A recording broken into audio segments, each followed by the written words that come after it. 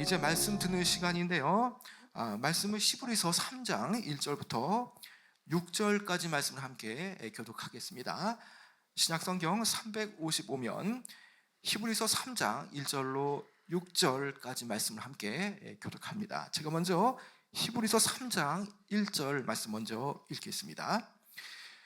그러므로 함께 하늘의 부르심을 받은 거룩한 형제들아, 우리가 믿는 도리의 사도이시며 대제사장이신 예수를 깊이 생각하라.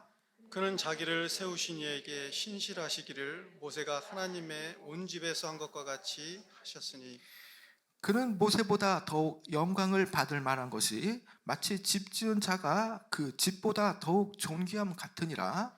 집마다 지은이가 있으니 만물을 지으신 이는 하나님이시라. 또한 모세는 장래에 말할 것을 증언하기 위하여 하나님의 온 집에서 종으로서 신실하였고 하나님의 집을 맡은 아들로서 그와 같이 하셨으니, 우리가 소망의 확신과 자랑을 끝까지 굳게 잡고 있으면 우리는 그의 집이라. 아멘. 여러분, 사람들이 말씀을 들음에도 불구하고 좀처럼 바뀌지 않는 것이 과연 여러분들은 무엇이라고 생각합니까? 그것은 말씀을 들을 때에도 내가 듣고 싶고 보고 싶은 대로 듣고 보기 때문이라는 것이죠. 어린아이가 음식을 자기가 좋아하는 것만 먹을 때 편식이라는 것 때문에 몸이 균형 있게 자라지 못하는 것처럼 말씀도 이와 같은 겁니다. 말씀을 들을 때에 그 말씀을, 우리 교회에 주시는 말씀, 내게 주시는 말씀을 받아야지 그 말씀을 전할 때 옆 남편을 쿡쿡 찌르면서 당신이 들어야 되는 거라고, 아유 왜 안 듣냐고 그러면 안 됩니다. 다 우리가 내게 주신 말씀으로 드려야 되고요. 또 내가 듣고 싶은 거 듣고 보고 싶으면 듣는 말씀으로는 내가 균형 있게 성장할 수가 없는 것이죠. 오늘 우리는 믿는 도리가 되어지는 바로 믿음의 온전케 하신 이인 예수 그리스도를 바라보며 우리가 무엇을 생각하고 또 우리가 무엇을 더 많이 배워야 될까에 대해서 생각을 해보는 귀한 시간입니다. 오늘 히브리서 서신을 받는 이 히브리 유대인들은요, 먼저 유대교에서 기독교로 개종한 이들입니다. 여전히 유대교적인 그런 가치와 이런 신앙의 패턴들이 여전히 기독교 안으로 들어왔음에도 불구하고 고스란히 그런 자국들, 그런 형태들은 여전히 남아 있는 것이죠. 그러나 그들 또한 여전히 바뀌어지지 않고 있다는 겁니다. 바울과 또 많은 제자들이 서신을 통해서 그들의 신앙에 대해서 얘기했지만 여전히 그들은 보고 싶은 대로 듣고 싶은 대로 신앙을 그들이 편식했기 때문에 그리스도 중심의 변화가 좀처럼 일어나지 않고 있었다는 것이죠. 자, 이런 경향의 문제는 어떤 식으로 나타나겠습니까? 유대교에서 기독교로 들어왔지만 여전히 유혹이 찾아올 때마다, 그리고 핍박과 고난이 올 때에 그들은 완전히 유대교에서 벗어나지 못하고요, 완전히 벗어나지 못하고 어려움이 찾아올 때에 다시금 유대교의 옛 신앙으로 되돌아가는 경향이 나타났다는 것이죠. 자, 그런 차원에서 본다면 이 히브리서의 이 서신은 유대교에서 개종한 그런 그리스도인들, 유대인 그리스도인들이 완전히 그리스도께로 돌이키기 위해서 그리스도에 대한 신앙을 굳게 붙잡는 것, 또 그런 신앙을 확신 있게 끌고 가는 것, 그것이 너무나 중요하기 때문에 그들 향해 이렇게 권면하고 있는 서신, 바로 목적의 서신이라고 볼 수 있는 것이죠. 여러분, 먼저 1절 말씀 같이 한번 읽어볼까요? 1절 시작. 그러므로 함께 하늘의 부르심을 받은 거룩한 형제들아, 우리가 믿는 도리의 사도이시며 대제사장이신 예수를 깊이 생각하라. 여러분, 1절 끝절에 보면요, 예수를 깊이 생각하라. 자, 우리가 깊이 생각할 때에 피상적으로 알고 있던 부분들, 또 제대로 알지 못한 것들, 또 우리가 뜨문뜨문 알았던 그런 것들이 더 정확하게 밝혀지게 되어지고요, 알게 되어지는 것이죠. 지금 히브리서 기자는요, 이 편지를 받는 수신인들이 아주 뼈 있는 말을 지금 전하죠.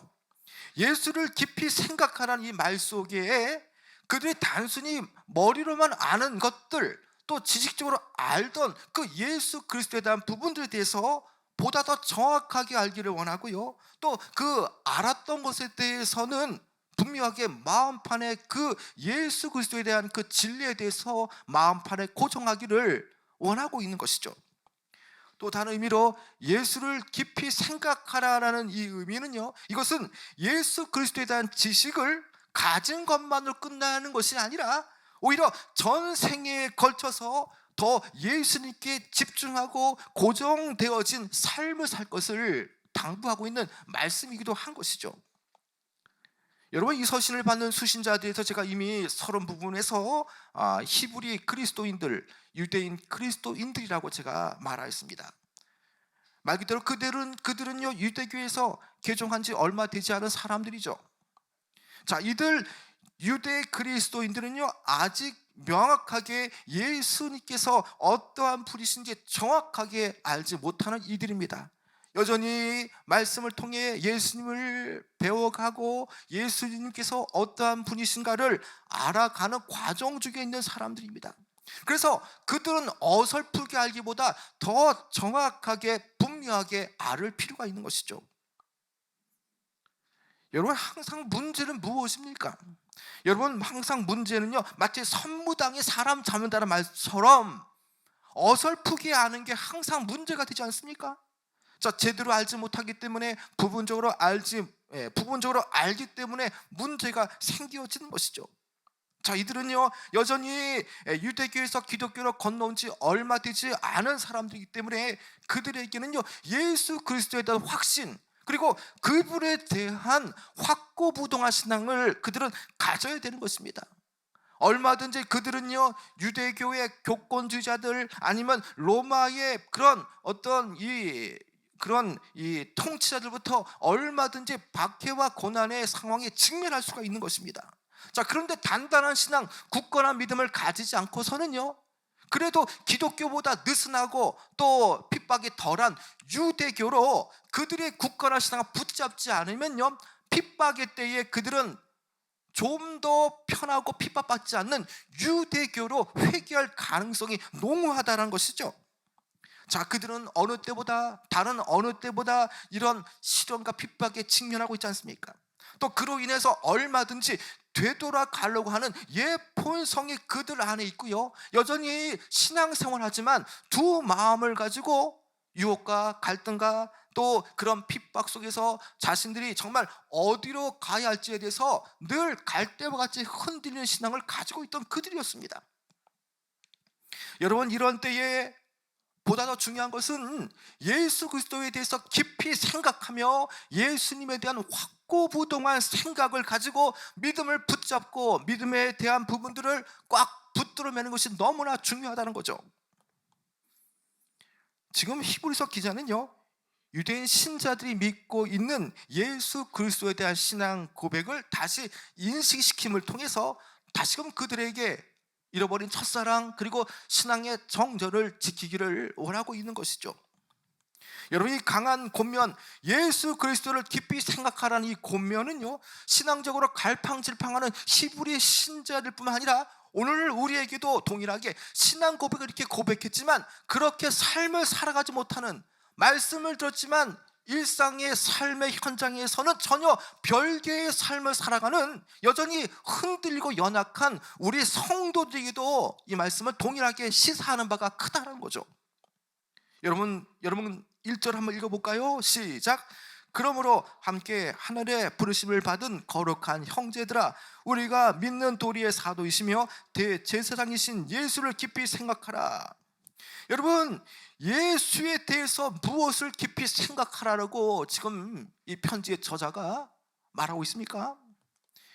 먼저 예수님께서 사도가 된다는 것을 알으라는 겁니다.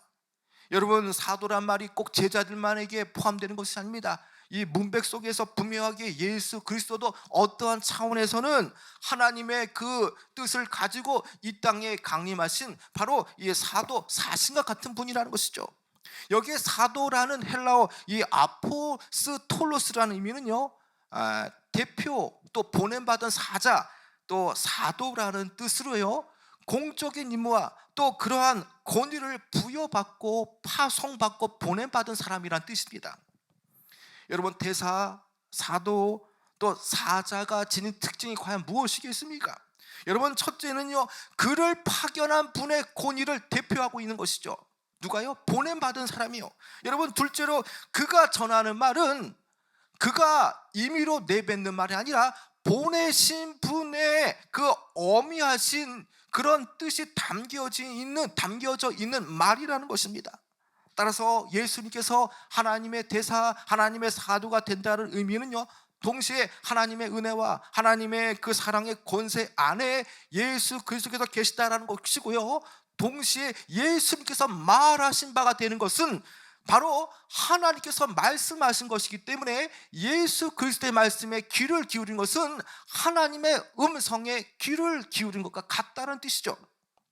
여러분, 그렇습니다. 예수님께서 하나님 주신 그 언약의 약속의 성취를 위해서 보냄 받았다라는 것, 그런 점에서 분명히 예수님은 하나님의 그런 보통의 사도들과 다른 유일무이한 하나님의 그 아들로서의 사도서 역할을 감당하고 있다는 것이죠. 예수님 그분은요, 인간이 하나님께 나아갈 수 있게 구원을 성취하도록 하나님이 보내신 분입니다. 여러분, 이러한 이해는요, 예수님께서 계속적으로 요한복음에서 말씀하신 아버지께서 세상에 보내신 자라고 자신을 소개할 때에 말씀하신 그 요한복음의 말씀과 또 신약 성경의 여러 부분에서 나를 보내신 자, 그런 의미에서 이것은 대동소이하다고 볼 수가 있는 것이죠. 여러분, 또 그들이 예수 그리스도를 어떻게 깊이 생각해야 하는 겁니까? 여러분, 두 번째는요, 또 그분께서 대제사장이 되기 때문입니다. 여러분, 예수님께서 일반 제사장이 아니고요, 대제사장이 된다는 것은요, 인간의 모든 죄와 허물을 대신 지시고 하나님의 어린 양으로서 하나님 앞에 나가신 분이라는 것이죠. 예수님께서 동시에 대제사장 역할을 감당함과 동시에 인간과 하나님 사이에 자신이 그 제물이 되어서, 희생 제물이 되어서 자신을 내어드리고 동시에 그 모든 일을 집행하는 그런 대제사장과 같으신 하나님과 인간의 그 죄의 문제를 연결시키고 해결시켜 주시는 중재자가 되신다는 뜻입니다. 죄로 죽을 수밖에 없던 그런 인간과 하나님 사이에 인간의 죄를 속하는 제사를 드림을 통해서 하나님과 인간과의 관계 속에서 그 길을 열어주게 하는 그런 중재자 역할이 바로 예수님께서 하신 대제사장의 직분이라는 것이죠. 여러분, 그런 차원에서 본다면 예수님께서 십자가 죽으심을 통해서 완성하신 그런 속량은요, 동시에 죄로 인해서 하나님과 인간 사이에 막혀진 담을 허물게 하는 바로 화목의 직책이고요, 화해케 하는 직분이라는 것이죠. 어떻게 죄를 가지고 어떻게 죄가 있는 인간이 하나님 앞에 설 수가 있겠습니까? 하나님 앞에 나갈 수 있는 것은 예수 십자가의 그 속량하심, 예수 십자가의 죽으심, 그 십자가를 바라보고 나갈 때에 우리가 하나님 앞에 나갈 수가 있다는 것이죠. 자, 그래서 1절에 예수를 깊이 생각할 때에 예수님은요, 사도로서 우리의 구원을 이루시기 위해서 하나님부터 보냄 받으신 분이고요, 동시에 대제사장으로서 우리의 죄를 대신 담당하시기 위해서 인간의 입장에서 하나님께로 나아가는 분이죠. 주님께서 인간으로 구원의 그 길을 여시기 위해서 인간편으로 오셨고요, 인간의 죄를 담당하시기 위해서 대제사장으로서 그 죄의 문제를 하나님께 가지고 가고 올라가신 분이 바로 예수님이라는 것입니다. 예수님께서 이러한 역할을 하셨다는 것, 이것을 아는 것은 너무나 기본적인 것이고요, 동시에 너무나 중요한 그런 의미가 되어지는 것이죠. 여러분, 주님의 이 두 역할로 인해서 우리가 지금 구원의 길에 들어왔지 않습니까? 여러분, 지성에서 영성이라는 책을 쓰신 그 이어령 박사님, 88 올림픽의 그 모든 문화적인 부분들을 이렇게 다 준비하신 분인데, 여러분, 이어령 교수님의 그 책을 내용을 보면 이어령 교수님은 딸 이미나 목사님의 죽음을 통해 삶이 달라졌다라고 책에서 언급한 부분이 있습니다. 이 책에서 이어령 박사님은요, 딸 이미나 목사를 볼 때에 어릴 때는 내 딸이 유명한 지성인이고 유명한 그 교수로 인해서 그 많은 심적 부담감, 그리고 또 바쁘다는 핑계로 본인이 가정을 돌보지 못할 때에 그 가정을 소홀히 한 그 아버지에 대한 그런 상처와 아픔들, 그리고 결혼하고 난 뒤에 얼마 있지 않아서 이혼한 그런 이혼의 상처, 그리고 그 이후에 계속되어진 첫째 아들의 죽음과 또 둘째의 그 자폐증 증세로 인해서 상처와 아픔, 그리고 이 고난의 터널을 지나치는 것을 아버지 입장에서 옆에서 지켜봐야 했습니다. 자, 이러한 상황 속에서 이 어려운 교수는요, 자신은 후에 목사가 되어진 그 임이나 목사의 삶을 가까이서 지켜보며 자신은 아픈 딸에게, 또 상처받은 딸에게 아무것도 해줄 수 없는, 정말 딸의 그 고난의 터널에 옆에 있지만 아무것도 도와줄 수 없는 그런 존재라는 것을 깨닫게 되었습니다. 그러나 동시에 자신의 그 처지와 존재적 의미를 깨달음과 동시에 그 터널과 함께 있던 그 또 다른 영적 아버지를 발견한 겁니다. 그것은 고난과 핍박과 또 여러 가지 많은 어려움 가운데에도 또 다른 영적 아버지, 딸을 어루만져주고 딸을 케어하며 딸의 상처를 보듬어주는 또 다른 아버지, 영적 아버지인 예수 그리스도를 그런 딸의 곁에서 발견했던 것입니다. 부모조차도 그 상처를 해결해 줄 수 없는 그런 분, 그 모든 문제를 해결해 줄 수 있는 분이 바로 예수 그리스도라는 것을 그가 마음에 조금씩 알아갈 때쯤에 그런 아주 크게 깨닫는 것이 있습니다. 여러분, 그것은 나는 나의 지식과 돈으로 얼마든지 내가 내 가진 것을 가지고 평안을 얻을 수 있을 줄 알았지만 돈과 지식으로 아무것도 얻을 수 없는 나의 무력함만 증명되었다라고 말했습니다. 동시에 그는요, 이러한 돈과 지식이 이러한 그 무력함의 소치라는 것을 깨달았을 때에 내가 지금까지 이것이 굉장히 내게 큰 것을 주는 것을 알았지만 오히려 이 돈과 지식이 딸의 상처와 아픔에 아무런 도움을 주지 못했다는 것을 알고 이 무력함에 대해서, 이 무력함을 붙잡았던 자신에 대해서 인생을 돌아보며 자신이 헛살았다고 생각을 했던 겁니다. 그러면서 그가 그 딸의 상처가 조금씩 회복되어진 것을 보면서 그는 이렇게 제안했습니다. 동행하자 딸아, 내가 본 빛을 내게 보여달라고 말하며 너가 믿는 예수님 나에게도 소개시켜줘서 나도 예수를 믿기를 원한다라는 그런 고백을 이 책에서 그가 기록을 했었습니다. 여러분, 우리가 예수 그리스도를 깊이 생각할 때요, 이 어려운 교수님처럼 돈과 지식이 다인 줄 알지만 그러나 주님을 더 깊이 생각하면요, 돈과 지식이 아무것도 아니고 내게 생명과 평안을 보장해 주지 않는다는 사실, 그리고 동시에 우리에게 진정한 생명과 평안을 주실 수 있는 분은 바로 예수 그리스도라는 것을 알게 되어진다는 것이죠.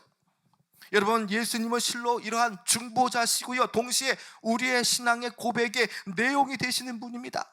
그리고 우리의 인생을 죽음에서 생명으로, 두려움에서 평안으로 이끄시는 분임을 우리는 분명하게 명심해야 하는 거죠.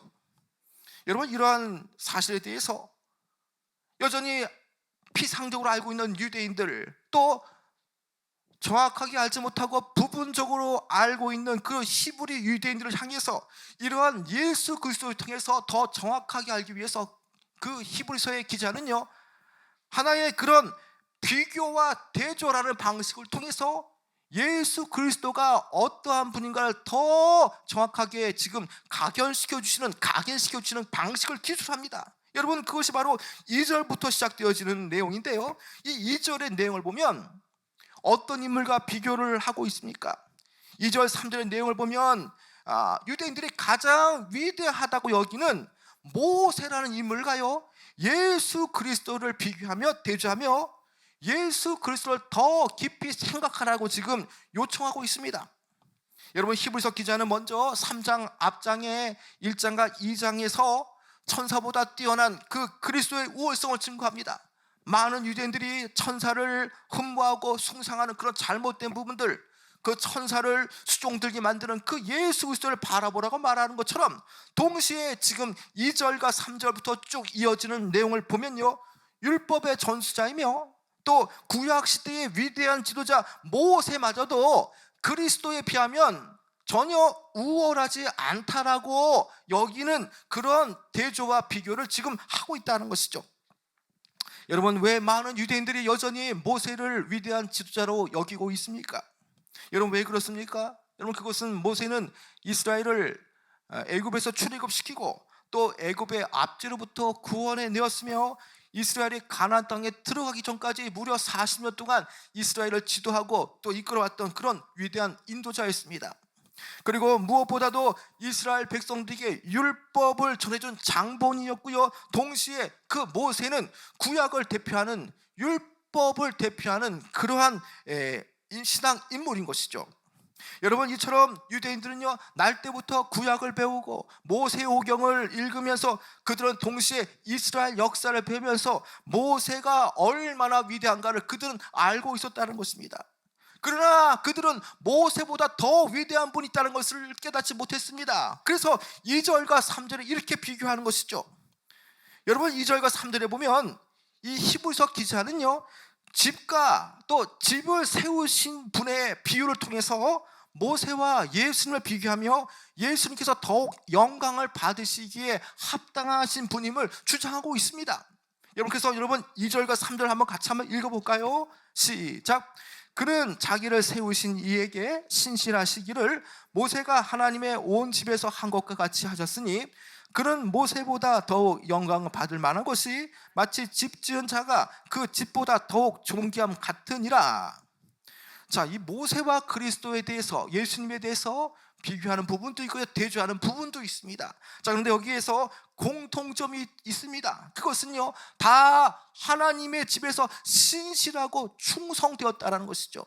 모세도 예수님도 하나님의 그 사역과 하나님께서 허락하신 그 사역과 그 하나님의 집에 대한 부분에서 열심과 신실함으로 일관되었다는 것입니다. 그러나 여러분, 이 양자 사이에는요, 서로 이 비교할 수 없는 근본적인 차이가 나타나지 않습니까? 여러분, 그것은 2절에서 모세가 한 일은 무엇입니까? 모세가 한 일은요, 하나님의 온 집에서 일한 것입니다. 여기에 하나님의 온 집이라는 것은 이스라엘의 그 신앙 공동체를 말하는 것입니다. 이스라엘 백성들을 애굽에서 종살이할 때에 그들을 부르고 또 출애굽시켰던, 그리고 가나안 땅까지 인도해 내었던 그 이스라엘 공동체를 수종든 그 모세, 그 영적 이스라엘 공동체를 하나님의 온 집이라고 말하는데, 그 하나님의 집, 하나님의 온 집을 위해서 일했던 이가 모세라는 것이죠. 그래서 모세를 이렇게 그들은 숭앙하고 있습니다. 그러나 여러분, 히브리인들이 숭앙하는 모세보다 더 뛰어난 예수님의 그 차이점은 과연 무엇이겠습니까? 여러분, 3절에 이렇게 말씀하지 않습니까? 그는 모세보다 더 영광을 받을 만한 것이 마치 집 지은 자가 그 집보다 더욱 존귀함 같으니라. 여러분, 이 의미는요, 모세는 하나님의 집에 속하여서 이스라엘을 영도하고 또 하나님의 집을 섬겼던 그런 수종자였습니다. 그러나 여러분, 예수님은 어떠한 분입니까? 여러분, 예수님은요, 하나님의 집을 다스릴 뿐만 아니라 더 나아가 하나님의 백성의 공동체인 하나님의 집을 예수님은 짓고 이것을 설립하신 분이라는 거죠. 여러분, 하나님의 집이라고 하는 그 교회는 어떻게 세워졌습니까? 예수님께서 자신에 대해서 말씀하시는 것처럼 주의 백성들의 집합체인 그 교회는 예수님 자신의 피값으로 세워진 교회라고 말씀하지 않습니까? 여러분, 구약시대도 동일하게 이 하나님의 집을 예수님께서 지으셨고요, 동시에 이 현대화되고 신약화되어진 그 교회는 예수 그리스도의 피값으로 세워진 나의 교회, 나의 집이라고 말씀하지 않습니까? 자, 집을 위해 신실했다는 점은 모세와 예수님이 유사하지만 그러나 차이가 있는 것은요, 분명하게 그 집을 수종들었던 그런 하인과 종과 같은 모세, 그러나 그 집을 만드신 분은 엄연한 차이가 있다라는 것이죠. 자, 그래서 그들을 향해서 모세가 아무리 위대하지만 예수 그리스도를 깊이 생각할 때에 모세가 숭앙받는 것과 예수님께서 더 높은 차원에서 영광을 받으시는 것은 전혀 고려의 대상이 되지 않는다, 차원이 다르다라고 말하면서 오직 그 인간에게 영광을 받으실 수 있는 분은 유일무이한 하나님의 아들, 독생자 예수 그리스도라고 지금 이렇게 말하고 있는 것이죠. 여러분, 여기에 집을 지은 자의 비유, 집을 세운 그 2절과 3절의 비유는요, 결국 이 집이라는 것은요, 하나님의 집이라는 것은 만물과 연결되어지고요, 집을 지으신 분, 집을 세우신 분이라는 것은 결국 천상에서 성부 하나님과 성자 하나님, 성령 하나님께서 하나님의 그 모든 만물들을 만들 때에 함께 역사하셨다는 것을 내포하고 있다는 것이죠.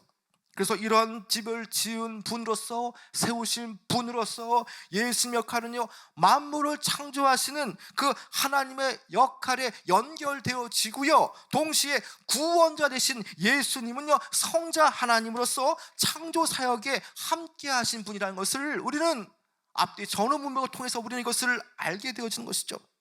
그래서 이 4절의 논점처럼 예수 그리스도를 깊이 생각하면요, 예수님의 영광과 모세의 영광은 차이가 많이 납니다. 창조주 하나님과 모든 피조물의 차이가 이렇게 크다는 것, 그것을 통해서 이스라엘 백성들이 흠모하는 그 모세보다 더 위대하신 분 예수 그리스도를 지금 말하고 있다는 것이죠.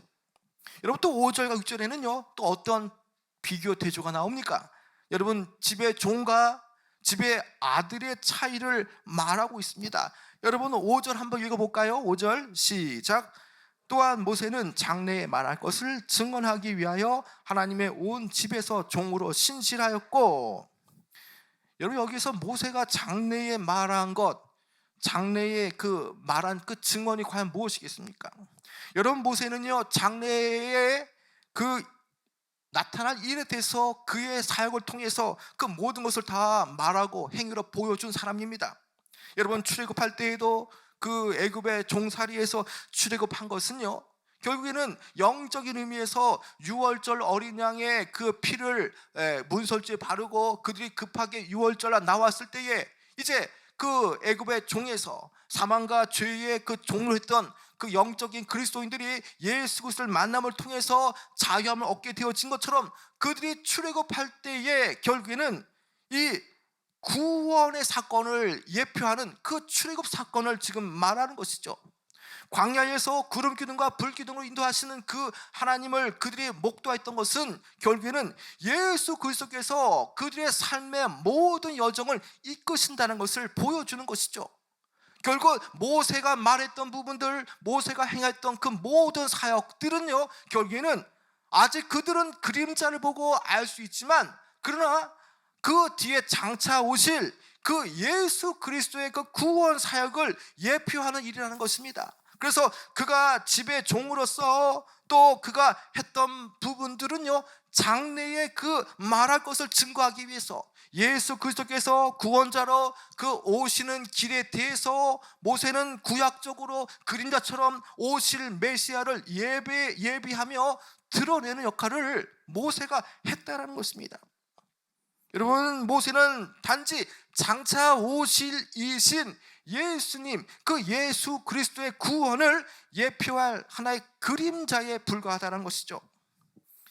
히브리서 기자는요, 그들에게, 이스라엘 백성들에게 구약에서 오래도록 예언되었던 메시아가 바로 그리스도로서 가장 우월하신 하나님의 아들이시라는 것을 각인시킴을 통해서 유대 출신 그리스도인들 하여금 어떠한 경우에도 핍박과 환난이 주어질지라도 복음을 끝까지 붙잡도록 지금 요구하고 있는 것이죠. 여러분, 이 사실 앞에 그들은요 예수 그리스도를 깊이 생각해야 합니다. 그래서 여러분 6절에 어떻게 말씀하고 있습니까? 여러분 6절은요 이 말씀의 결론부라고 할 수 있는데, 여러분 6절 다 함께 읽어볼까요? 시작. 그리스도는 하나님의 집을 맡은 아들로서 그와 같이 하셨으니 우리가 소망의 확신과 자랑을 끝까지 굳게 잡고 있으면 우리는 그의 집이라. 여러분, 굳게 잡고 있으면, 자, 무엇을 굳게 잡아야 됩니까? 자, 예수 그리스도에 대한 소망의 확신과 자랑을 끝까지 붙잡고 있으라고 말하는데, 여러분, 이 확신이라는 것은요 이 헬라적 표현으로 아주 자유롭게 담대함을 말하는 것입니다. 하나님의 앞에서 믿음의 사람이 갖는 담대함을 말하는 것이죠. 소망은 무엇을 말하는 겁니까? 소망 자체가 되어지는 어떠한 대상에 대해서 그것을 소망하는 것, 그것 자체를 말하는 것이죠. 결국 그들의 소망과 또 그들의 소망의 확신과 자랑이 되는 것은요, 바로 어떠한 분이십니까? 예수 그리스도라는 것이죠. 아무리 모세가 뛰어난 지도자일지라도요, 그는 소망의 확신과 자랑이 결코 될 수가 없습니다. 오직 예수 그리스도만이 그들에게 소망의 확신과 자랑이 될 뿐이라는 것이죠. 여러분, 그렇기 때문에 고난과 핍박이 와도 여전히 다시금 핍박이 없는 좀 더 나은 유대교로 회귀하려고 하는 그들에게 그러한 되돌아가는 것, 옛 율법으로 돌아가는 것, 모세로 돌아가는 것은 잘못된 것이고, 분명한 그 소망의 확신과 자랑은 오직 예수 그리스도라고 그는 말하고 있는 것이죠. 여러분, 그런 차원에서요, 예수 그리스도 외에 어떠한 그런 대상들은요, 우리가 염원하는 소망이 되거나 소망의 확신이 되거나 그것이 소망의 자랑거리가 될 수가 없다라는 겁니다. 여러분, 우리가 예수 그리스도를 우리의 소망의 확신으로 그리고 소망의 자랑으로 끝까지 붙잡으면 어떤 결과가 나타납니까? 여러분, 6절 끝절에 보면, 자, 소망의 확신과 자랑을 끝까지 굳게 잡고 있으면 우리는 뭐가 됩니까? 여러분, 우리는 그의 집이 되어진다라는 것입니다. 여러분, 제가 상당히 중요한 얘기를 지금 하고 있는데요, 여러분, 6절에 우리가 예수 그리스도를 소망의 확신으로 자랑으로 끝까지 굳게 잡고 있으면 우리가 그분의 집이 되어진다라는 것입니다. 여러분, 이 의미는요, 우리가 고난과 핍박이 올지라도 끝까지 예수 그리스도를 굳게 붙잡고 있는 자만이 하나님의 집, 천국의 집, 천국의 권속이 될 수 있다는 것을 우리에게 의미하는 것이죠. 여러분, 단지 예수 믿고 교회 다닌다고 다 구원받고 천국 가는 게 아닙니다. 여러분, 끝까지 예수 붙잡고요, 끝까지 믿음으로 끝까지 주님을 붙잡고 어떠한 경우에도 생명책의 이름이 지워지지 않도록 날마다 이기는 자, 분투하는 자가 되어져야만 천국에 들어갈 수가 있는 겁니다. 천국 가는 게 그렇게 쉬운 게 아니라는 겁니다. 날마다 예수 그리스도를 깊이 생각할 때마다 우리는 어떤 생각이 들겠습니까? 예수 십자가를 생각할 때마다, 내 죄 때문에 십자가에 돌아가신 예수 그리스도 생각할 때마다 우리는 어제보다 오늘 죄가 끊어질 겁니다. 죄를 지은 부분들이 더 마음속 깊이 각인되어질 겁니다. 예수를 깊이 생각할 때에 예수 십자가를 날마다 바라보게 되어지며 죄를 끊어야지 그런 마음이 들지 않습니까? 여러분, 그런 일들이 날마다 계속 병행되어질 때에 어느덧 나의 옛적 자아가 허물어지고요, 날마다 예수 그리스도를 끊임없이 생각하고 또 묵상하고 상고할 때에 죄가 끊어지고 주님을 의지하는 그 믿음을 가지고 우리는 그분의 집 천국에 들어갈 수가 있는 것이죠. 여러분, 하나님 앞에 회개가 이루어지지 않으면요, 우리는 결코 하나님의 집에 들어갈 수가 없습니다. 하나님 집 천국의 권속이 될 수가 없다라는 것입니다. 그래서 6절의 말씀처럼 우리는 신실하게 예수님만을 이 땅에 그 어떠한 것도 소망이 없다는 것을 깨닫고요, 예수 그리스도만을 소망의 확신으로 소망의 자랑으로 여기며 예수 그리스도를 깊이 생각하고 나가야 한다는 것입니다. 여러분, 하나님의 집에 속한 성도들은요, 어떤 경우에도 인내해야 되고요, 날마다 예수 그리스도를 묵상하고 예수 그리스도께서 내 삶 가운데 얼마나 함께 하시는가를 깨닫게 되어지면요, 문제가 와도요, 고난과 핍박이 와도요, 그것을 이겨낼 수가 있습니다. 계속적으로 히브리서의 기자가 이들 유대인 그리스도인들을 당부하는 것은 예수 그리스도를 깊이 생각할 때에 그 예수 그리스도의 도우심을 통해서 고난과 핍박이 와도 예수님께서 도우심을 주신다는 것을 알 때에 결코 회개할 수가 없다는 겁니다. 옛신앙, 옛적 자아로 돌아갈 수가 없다는 것을 그들에게 다시금 각인시킨다는 것입니다. 여러분, 오늘 우리의 신앙의 표대는요, 오직 예수 그리스도 한 분뿐이십니다. 여러분, 그래서 날마다 우리가 예수 그리스도만을 깊게 생각해야 되는 겁니다. 여러분, 우리가 예수 그리스도를 정확하게 알고 또 그분이 어떠한 분인지를 알고 인식하는 것이 얼마나 중요합니까? 여러분, 날마다 우리의 마음은요, 하나님 마음과 또 악한 마음이 공존합니다. 그리고 우리의 마음의 생각은 전쟁터를 방불케 하는 것이죠. 여러분, 마귀가 틈만 나면 우리와 예수님 사이에 우리의 생각을 비집고 들으려고 합니다. 날마다 우리에게 세상의 지식과 가치와 방법에 몰두하게 합니다. 하나님 방법이 아니라 손쉬운 방법으로 사람을 의지하게 하고 마병을 의지하게 하고요, 세상 지식이 정말 고상하다라고 말하면서 우리를 이렇게 잘못된 방향으로 이끕니다.